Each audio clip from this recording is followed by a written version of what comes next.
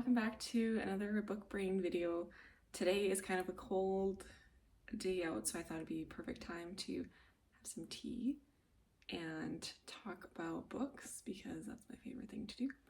I'm just gonna go over the book that I've read the farthest back because I just haven't had time to film stuff. But I have been reading, so there will be a couple videos coming out over the next couple, probably week or two, about the books that I've been reading to get back up to date on what I've been looking up and reading in my free time. So let's jump into it with our first book. This is the one that I read the farthest back, which was not really that long ago, like a month ago, because it takes me a long time to read books in the summer when there's so many other cool things to do outside. But this book is The Great Alone by Kristin Hannah. Somebody had commented on one of my last videos talking about this book a little bit, and I was very intrigued when I saw it in the bookstore, and then even more so when I had read that comment, and I was like, hey, I really need to read this book. So this is the first one that I really committed to reading. I've started a couple other ones, and then I just have like 10 on the go at once, which is not ideal. So this one I actually committed to and was like, I'm just gonna focus on one because I need to like keep on track with actually finishing books instead of having 10 going at once. So yeah, so this book is The Great Alone by Kristin Hannah. This is the cover for it. So what happens in this book, I'll just give a quick summary that doesn't have any spoilers, so that if you want to come back after you've read it, you can watch the rest where there's spoilers. But basically it's from the perspective of the daughter, which I didn't know upon reading the back of it. I found that out from the comment that somebody had left on the other video. So yeah, it's from the perspective of the daughter. I thought it was the mom when I read the back of it, but it's actually the perspective of the daughter, which is more interesting than the mom. It would just be a different perspective, obviously, but it would be different if it was the mom, I think. And I think that would be actually interesting to like hear the different, like if it was written as a parallel of the mom's perspective during this. But I did like it. I liked how it went. Anyways, so it starts out kind of, I'm not sure if it actually ever says how old she is, but I think she's like about 12 or 11, between 11 and 13 years old. And her dad is a Vietnam vet, so he has some like PTSD from that, and he decides that the family will be better off living in Alaska, so they move up there. And it kind of just goes through her life between the ages of like 11 to I think about 25 is where it ends. So it covers a long time period, but it doesn't drag out, I didn't find.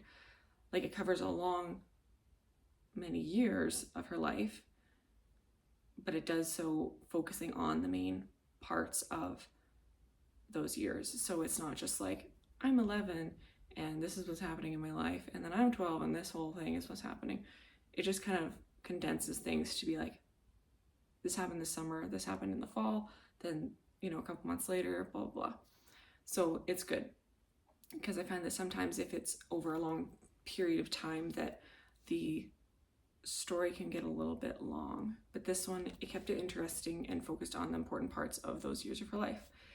And so she moves up there with her mom and dad and talks about some of the people that they meet up there, establishing a homestead up in Alaska in, I believe it's the 80s. 1974 is when it starts. So yeah, around the 80s, and adjusting to life being so isolated where it's really dark lots of the time, and how their summers are really focused on preparing for winter, because that's always on the horizon. It's like, oh, winter's done, it's springtime, okay, we got to start getting the greenhouse going, because in the winter we have to have all these vegetables ready, and catching fish, and how to like smoking the fish and all that kind of stuff. So it was really interesting, and it kind of also was cool that it talked about like needing to have that community to be able to survive up there, because they go up there and they don't know anything about how to survive in the wild. They don't know anything about hunting or fishing or trapping or even having a greenhouse or a garden. So they really rely on that community to get them going and focused on, you know, having that preparation for winter so they can actually have food and not starve to death out in Alaska in the middle of nowhere. So it also talks a little bit about, like I said, some of the people they meet up there, and the girl makes friends with the guy up there, of course, and he's somebody that she really likes, but then they kind of have a moment in there where they have to drift apart a little bit. So it talks about how, you know, you could have one friend up there, and then as soon as they're gone, then you're back to just being very lonely. And I liked most parts of this book. I would say that it was really great up until the ending. Well, yeah, the last couple chapters, I would say I didn't find that it went how I wanted it to go. It does have a happy ending. If you're worried that it's going to be like really sad and depressing at the end, it's not. Well, it's hard to say because like it is and it isn't. Overall, it ends well. So if you're worried that you're gonna finish reading it and be depressed, you're not. It's okay at the end. But some of it, just some parts of the end I didn't like. So I'll get into that more as I talk through a little bit more in detail of the book. But if you don't want any spoilers, just come back later because I'm going to start talking about more detailed stuff. And then, yeah, but if you just are curious what it's about, stick around. And if you've read it, just comment about what you liked about it or what you thought about the end specifically, because overall I liked the rest of it. Just the ending I have some opinions on. So yeah, I'm going to start talking about it in detail. So here's your warning. Okay, so yeah, what happens in detail? So her and her family, her dad is a Vietnam vet, and he, you know, has obviously trauma from that and some PTSD and things like that, and he's not always the nicest guy.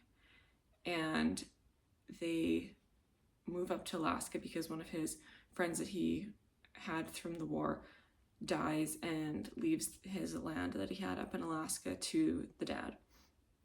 And his dad's like, this is great, this is a fresh start, we can get away from all these politics and hippies and whatever that's going on in the States at this time, all this political tension and everything like that. We can just go up to Alaska and do our own thing and not have to be surrounded by all these crazy political people or different, you know, things like that that he doesn't agree with in the like the US at the time, basically. So they have this old van, and of course they don't have any money, so they have this old piece of junk van that they drive up there with, and they go to, I'm not sure if I remember the name of it, I'll put it up here, the name of the town in Alaska. And when they get there, they have to take a ferry to even this smaller little area, and it's like, you know, maybe 10 houses. There's like a little school, there's a general store, a bar, and that's kind of it. And then like some people that live on that, in that area a little bit closer to town. Other than that, it's people living like out in the boonies basically. So they stop at the general store, they meet a lady there who is very like welcoming and really glad to have them there, but also is like, do you guys understand what it means to live up in Alaska? Because like you're on your own once you're up here. It's not like you can just like run to the grocery store and get everything you could possibly want. Like you have to have lots of your own food, especially if you don't have any money, which they don't have any money. So anyways, they're like, yep, we're good, we got it figured out. The mom and the daughter, of course, feel like, you know, apprehensive and anxious about being so isolated from everything they've known. But the dad is like, yep, we've got it covered, everything's great, we'll figure it out, we're good, thanks, we don't need help. So then they get to their homestead land, which is a little bit close to where this other lady named Large Marge, of course, because she's a large woman, I guess. Anyways, her name's Large Marge, and they get there. So there's her house, and then there's this other farm, and then, or homestead, or whatever you want to call it, and then the homestead that they have at the end. So they do live kind of close to her, which is good because they do rely on her a little bit later on in the story more so. And like this place they show up to is an abandoned shack basically. And the dad is like super excited about being there and having his own space and he can do whatever he wants. And of course the daughter and mom are like, okay, yeah, let's do it. Hopefully it all works out because we're gonna be pretty like starving and freezing to death in the winter if we don't get things figured out. So they get to work like fixing up the cabin and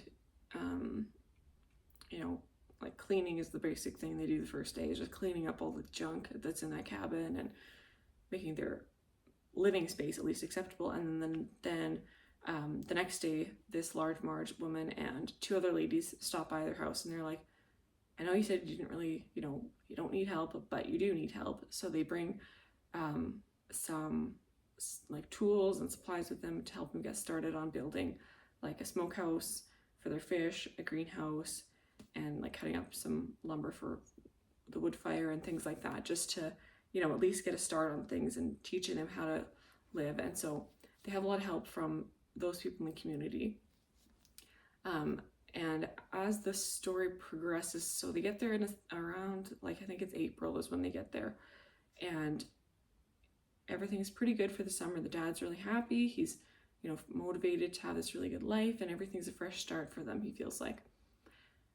As the winter approaches, the daughter, her name is Cora, she starts to get anxious because her dad, you know, is worse in the winter because it's dark all the time. He's depressed. He gets paranoid about like people coming onto their land or like the government trying to steal from them and things like that when it's dark. So in Alaska, it's dark all winter for months. And, you know, she has kind of a, not like kind of an avoidance relationship about this topic with her mom. They both know what's going to happen, but they don't want to bring it up or talk about it because then it makes it real, right? So as the winter approaches, the dad starts to like get more paranoid and angry and short-tempered, and he ends up being an abusive husband to the mom. He doesn't like beat his daughter or anything, but it talks about him like being abusive to the mom. And Cora, who's the daughter, never really knew the extent of it because they'd always lived in a bigger house where she would just go up to her room and she didn't know what was going on. But now that they live in this cabin that has no, like, she sleeps in the loft, there's a main area and then their bedroom that doesn't actually have a door. So it's just like a bead curtain. So it's not like they can like hide that he's like beating up the mom. So anyway, she finds out that that is happening and she basically can't do anything about it because there's no cops to call. The mom is, you know, not wanting him to get in trouble and she's scared of like what would happen if he went to jail and all this stuff, and she doesn't want to press charges because she's very in love with him. So that is kind of continues throughout the story about, you know, this abuse that is happening in their home. And of course the town that they live by, people are talking about it and they know about it because the mom will like, you know, have bruises everywhere and things like that. And there's lots of tension that happens between the dad and their one neighbor because the dad is very jealous of this neighbor because their neighbor is like rich, very successful, has a really nice house, kind of like likes the mom, of course. So there's that kind of tension, and basically he's just very jealous of this guy. So there's lots of tension between him and his one neighbor there.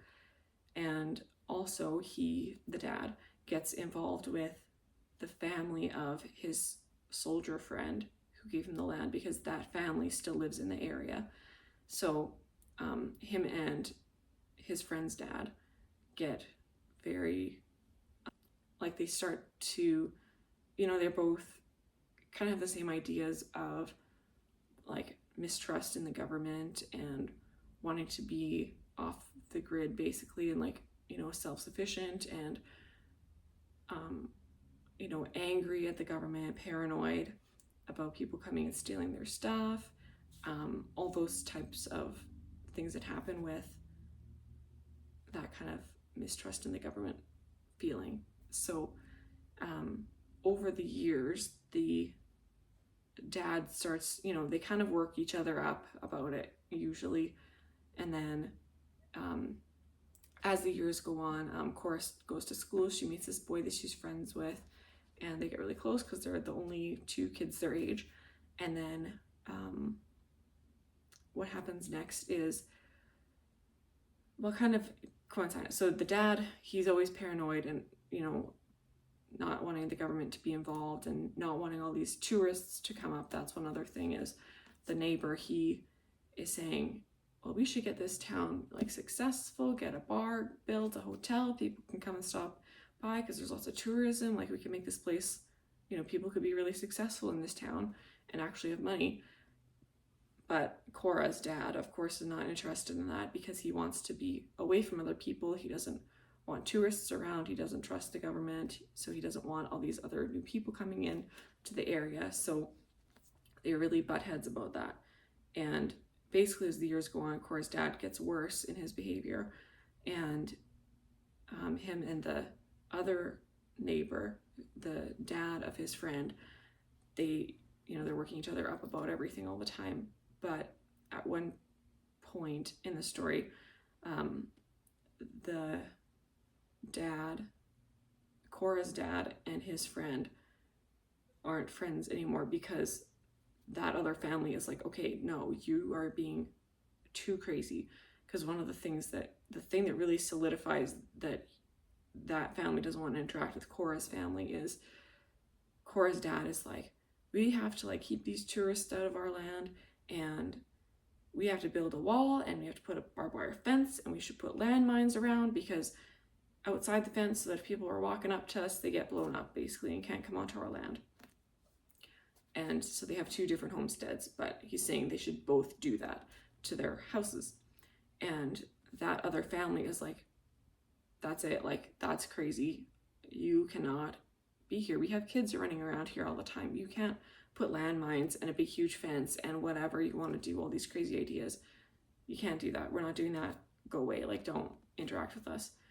So the dad kind of gets cut off from his friend group that he had kind of become attached to over the years. And then he's still very jealous of his neighbor who wants to bring all these tourists into the town. And all these things kind of are happening and building up.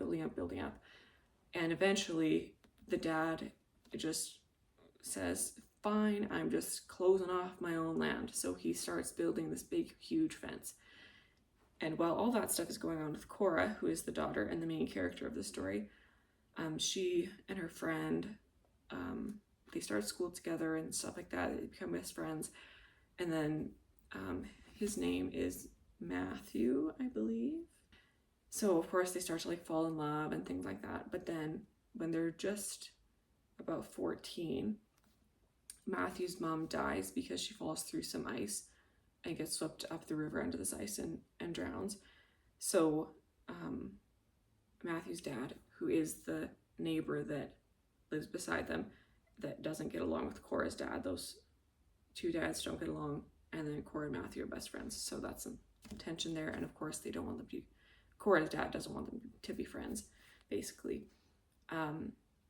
So they start to fall in love, as teenagers do. And so Matthew's mom dies by accident, and Matthew's dad ends up sending him away to Anchorage, Alaska, to be like in the city more, and he can go to counseling and he can have other friends and just like not be always in that same space of that same house where like his mom is missing, and his dad just thinks he'll do better just not being so isolated in their small town. So he ends up going away for a couple years. They still him and Cora write letters back and forth all the time. And over the years, he does some like healing, and he's living with his sister and his aunt in Anchorage. And he does some healing, and he eventually decides he wants to go back there to be with his dad and with Cora. And so they reconnect when he comes back. everything's going great for their relationship, at least. Cora's dad is still slowly going crazier and crazier, and he wants to fence in their whole property, and he doesn't want Cora and Matthew ever speaking to each other. And Cora is thinking, I need to escape from here because I can't be trapped in here. As soon as that wall is done being built, I'm never going to be able to escape. So they make a plan that they're going to both go to university together. So she gets into university secretly. Her mom does find out, and her mom is like, okay, but like, if you leave, you have to sneak away. Like, you know, her mom is kind of on board with her getting out. But at the same time, she's like, I can't just leave my mom here with my dad. He's going to end up killing her. And so that's a whole problem there. And then the one day near the end of summer, they're just about to kind of start college in the next couple weeks. Cora's parents go, I think they go fishing. They're gone for like the whole day, and Cora's like, hey, I'm gonna like sneak out. I'm gonna go see Matthew, and we're just gonna like hang out because I haven't seen him all summer because my dad has just been constantly watching me and making sure I don't sneak away, and very paranoid. So they sneak off together, and of course the dad finds them hanging out because they come back early, I think. So anyways, that is a whole big problem for the dad because he's like, you cannot see this guy. So he drives him home, and he's absolutely livid that she snuck out to hang out with a boy, specifically this boy, because he hates Matthew's dad. And so they get home, and Cora's dad like starts beating her because he's so mad, and he hadn't really ever done that before. He was mostly always focused on the mom, but this time he's like so mad at her that he can't even like function, basically. And then I'm not sure exactly the time frame of how this all happened. Anyways, then she's trapped at their farm again, and then a little bit later on she finds out she's pregnant, and she tells her mom is like, you know, stressed, like, what are you gonna do, because you cannot, like, your dad can never find out about this, you have to get out of here before he can find out, and like go away to college, and you know, he cannot find out, basically. But of course he comes home and he's mad about her talking to Matthew still. They get in an argument about that, and she just is like, you know what, I'm just gonna tell him because whatever, I'm just gonna tell him.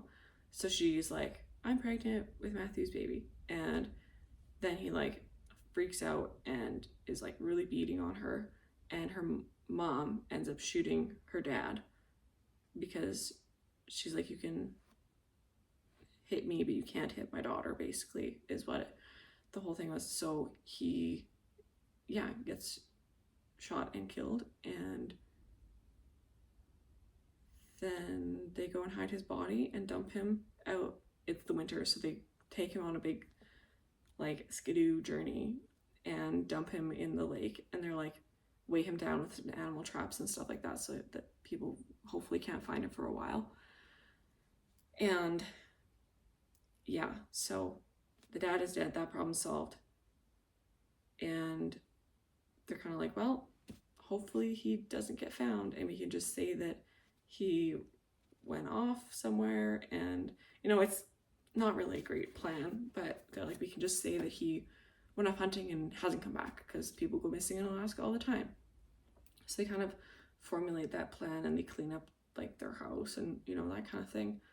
And then their neighbor ends up finding out because she comes over and they have to tell her to get help to figure out what to do and that kind of thing. So the neighbor knows, the mom and daughter know, and that's it.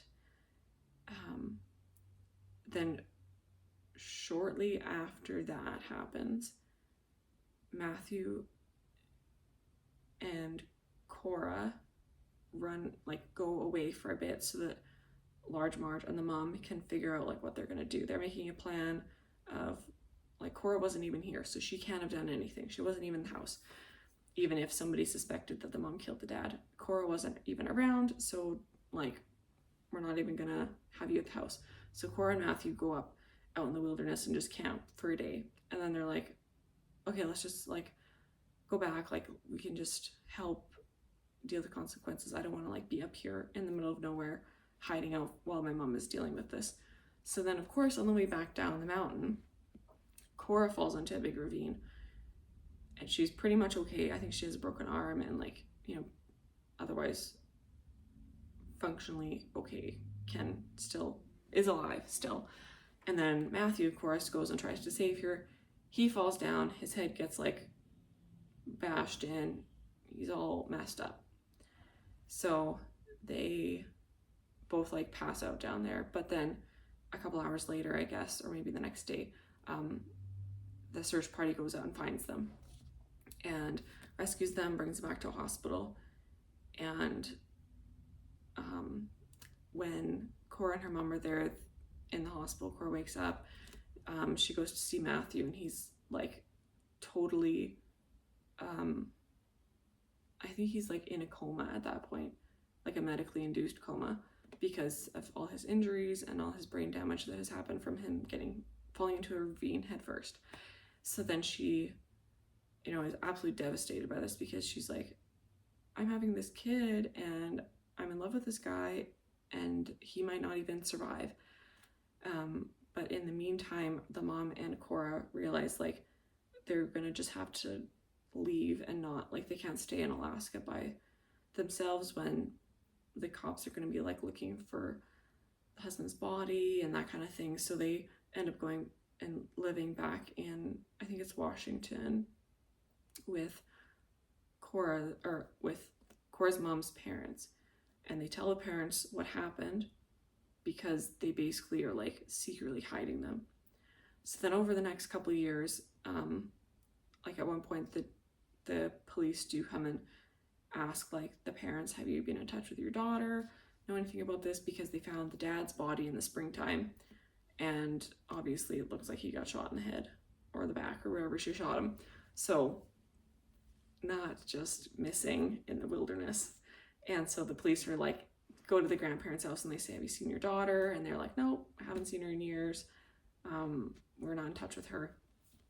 And then over the next couple of years, Cora and her mom, they get established in their own house and they're, the grandparents just say like, oh, this is just like our lady friend that like comes and helps us clean and that kind of thing.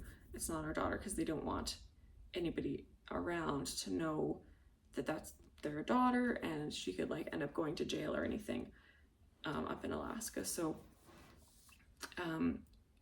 that's how they kind of go over the next couple of years. And Cora still like writes letters to Matthew because he doesn't end up dying. He just ends up getting like really bad brain damage. Actually, no, she doesn't end up writing letters to him, but she finds out that he gets moved to like long-term care facility and like he can't, like he's not really able to function basically. Like he can't talk or like do anything really. So she does stop writing letters to him because she doesn't want, like it's a risk that those letters can be intercepted or read by somebody and then they'd find out that where she's living and with her mom and all that stuff. So that's a long span of time that happens. So by the time her dad is shot, she's like 18. If you're wondering, like, is she still 15? No, she's like 18 by that point. So she stops writing letters to Matthew. She's very depressed and sad about that still. She has her baby. Her and her mom live together in the house and their grandparents are, you know, around and helping them and things like that. And then her mom ends up getting cancer and dying, and they kind of talk about like Cora going back to Alaska, and she just feels like that's where she needs to be because that's, you know, she always has missed being there. So then she decides she's going to go back up to Alaska and at least just to see like her son, his grandpa, which is Matthew's dad, and just to see Matthew, just to see like how he is now, just touch base and let them know that like Matthew has a baby, because they didn't know that part either. The other family didn't know that. So they end up going up there, her and her son, and the first thing they end up doing is bringing a letter that Cora's mom wrote that said, "I killed my husband.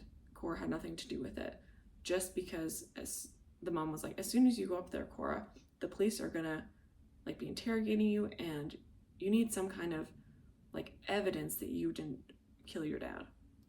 So she brings to the police, and then the police officer like, ask her a couple questions. And this part is where I'm like annoyed mostly, because like all of a sudden she's like, "I just need to tell the truth." And so she tells the cop this whole thing about how she helped her mom dump his body in the river and all this stuff. And then he's like, "Okay, well, I'll just need you to like write it down for me." So then she of course writes down this whole thing, and I'm like, I'd like to think that nobody would be that stupid. He's like, I won't, you're not gonna get in trouble for this, but I just need you to write it down. She's like, "Okay, sure."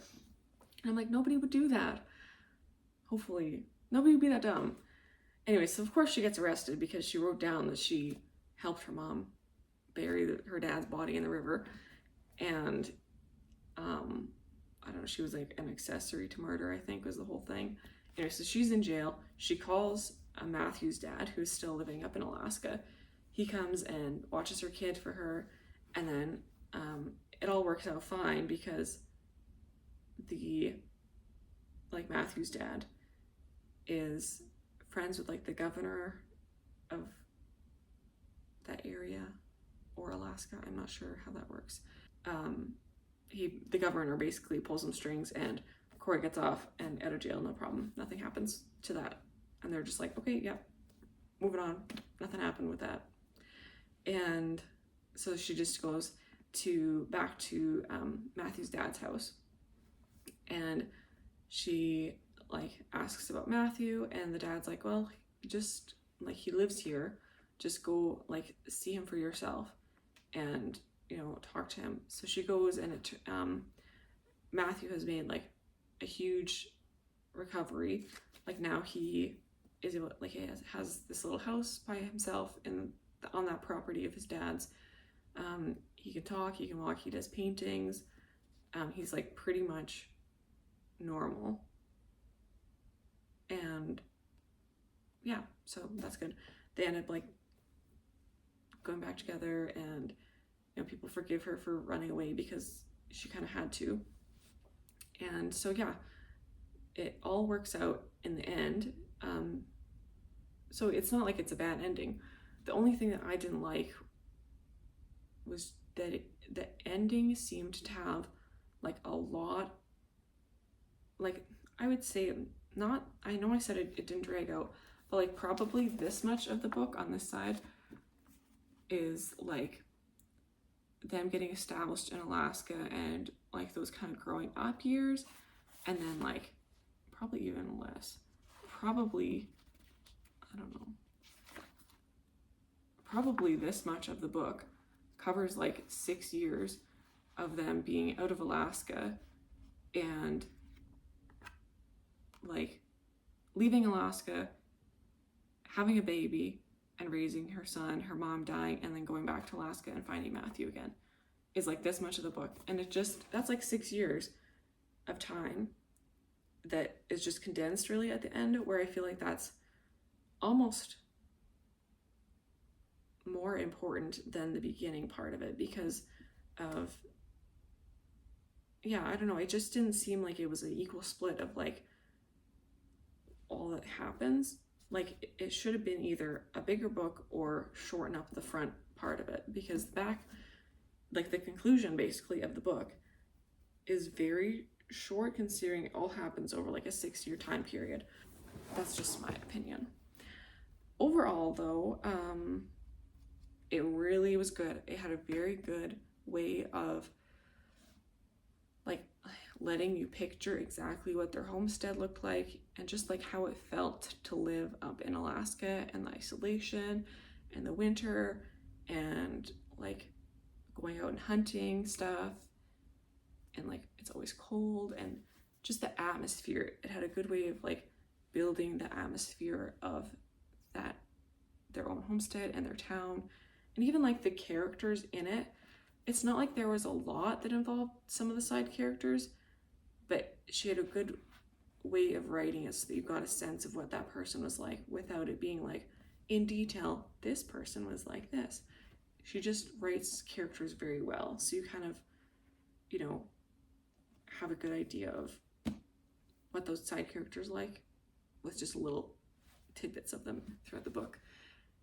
Another thing that I didn't like, of course, is like just the amount of tragedy that happens in it, mostly related to Cora or Matthew. Like Matthew's mom dies, but for Cora it's like, okay, you move up to Alaska, you're totally poor and starving for the first winter, you have one friend and then that friend ends up moving away, your dad is very abusive even in the times when he's like in a good mood in the summers and stuff. You know, it's not good because you know that anything could really set him off. And then you know, you find out you're pregnant when you didn't really want to be. You wanted to go to college. She does end up going to college like later, like when they move back with the grandparents, but like, I don't know, that wouldn't be ideal. If you have a baby and you're going to college, that's a lot to handle. Not that having a baby is a tragedy, but like, it's just stress for her. And then also like her mom dying, and you know, Matthew's whole accident is like horrific, and you know, you can't help him because you're also hurt and you're trapped in this ravine, and you're just like, he's just so messed up after. And it's just like, man, how is your mental health? Because it's a lot of stuff going on for you, because like all these bad things happen. And even in the end, like, I'm glad that it wasn't just that like Matthew has to suffer and live in a care facility forever and he never makes any improvements. I just think that it's maybe a bit unrealistic that he goes from like having no functionality after his head injury to being like 95% normal. I just feel like that's a little bit unrealistic. I don't really know much about head injuries, but still, I just feel like, not that I wanted it to be worse, I'm just saying like realistic wise. Overall though, I did really, really like the book. It's just that the ending wasn't quite, I don't know, there was just something about it that just didn't quite tie everything together smoothly. Also the part about like her going, it was almost like the part about where she goes to the police station and is like, here's this letter. Oh, by the way, I have to get off my chest that I also helped hide my dad's body in the river. It's almost like that part wasn't even necessary to watch or to write, because nothing happens with it anyways. You know, she could have went up there, given the letter. The cop goes, oh, okay, yeah, so where were you? Oh, I wasn't even home that day. I was up camping or whatever. Like, you know, because it kind of just like deletes that whole chapter that you just read about her being in the prison and stuff, like in the jail at the police station and stuff. So I think that part was just a little bit where I'm like, what was the point of you writing that whole situation where she tells the cop and then nothing ends up with it anyways, you know? I don't know. That's just what I thought. Maybe I'm missing something. Anyways, yeah. Overall though, I would give it like, the front, like the beginning, basically up until, I feel like where things start to go downhill is like when she gets pregnant and Matthew like falls off that cliff. That moment I feel like is like a defining moment where things just start to like not be as, I don't know, interesting. I'm not sure what the right word is, but that kind of was where I was like, okay, I don't know, don't love it. But before that part, 10 out of 10. After that part, 8.5. Because I would probably still read, like I would definitely still read this book again. And I maybe would even like it more a second time, knowing what to expect, I think because you kind of have to, you take a little bit to accept the ending to a book sometimes. So I think that's how I feel about it. I think also one thing that is very overused in books, and I don't know if it's just the books that I've read lately, but they're not all the same genre of books really. So I don't know how it's happening, but like I am just kind of over the whole, oh, we like had sex one time and now I'm pregnant by accident thing, because like it's been like 3 books I've read that has happened in, and it's just like, can we have something else? I don't know.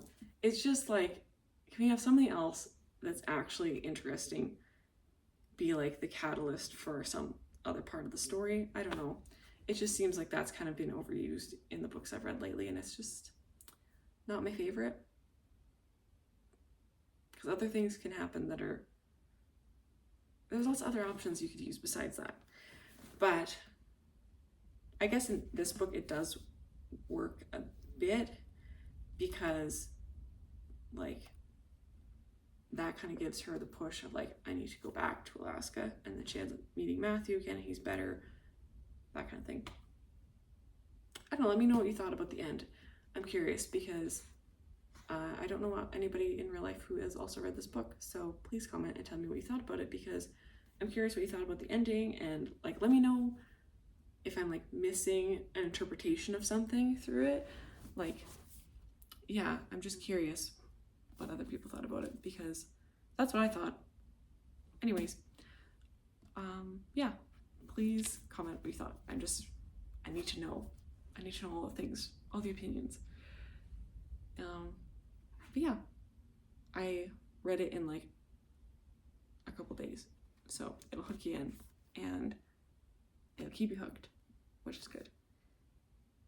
I just didn't have that like, wow, that was a really awesome book at the end, which, you know, I think that's hard probably to, obviously it's hard to write a book that has like good right from start to back, so, you know, it's fine. But yeah, I don't know, it was a good one. Overall, 10 out of 10 to start, 8.5 with the ending included. So yeah, hopefully I explained it well and you kind of know what's happening in the story. I kind of just went with it, and oh, I know there's one thing that I forgot, and I'll say it right now. After the family, like once the town kind of finds out that the dad is beating up on the mom, Large Marge, who's their friend, and the neighbor who the dad hates, are like, listen man, you cannot just be beating up your wife for months at a time, so you're gonna go work in the oil patch all winter, or we're gonna kill you and take you out in the bush and hide your body. Up to you. So then for like quite a few years, the dad actually is gone in the winters and things are great. The summer's a little bit tense when he comes back, but like he's gone for the winter, so they're safe in the winter for like 3 or 4 years, and then he gets fired from that job because of whatever reason he gets fired. So then they're like, oh great, you're back, awesome. So that is another thing, which that part was good, that was fine. It gave a little bit of a reprieve for them. Anyways, let me know what you thought. Sorry this video is so long. I just had a lot of opinions on this book, which means it was a good one, I guess. But yeah, thanks for watching. Hopefully you'll be here for the next book brain video, because it's a good one. Okay, bye.